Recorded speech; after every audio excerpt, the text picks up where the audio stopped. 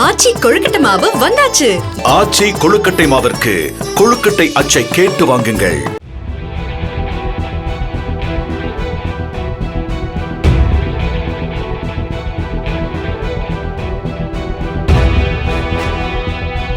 சிவகங்கை சார்பதிவாளர் அலுவலகத்தில் சொத்து பத்திரத்தில் பிழை திருத்தம் செய்ய 18,000 ரூபாய் லஞ்சம் பெற்றதாக சார்பதிவாளர் ஈஸ்வரன், இடைத்தரகர் கண்ணனை லஞ்ச ஒழிப்புத்துறையினர் கையும் களவுமாக கைது செய்துள்ளனர்.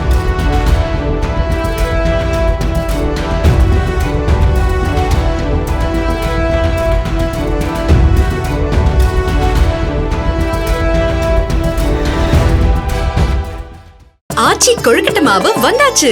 ஆச்சி கொழுக்கட்டை மாவிற்கு கொழுக்கட்டை அச்சை கேட்டு வாங்குங்கள்.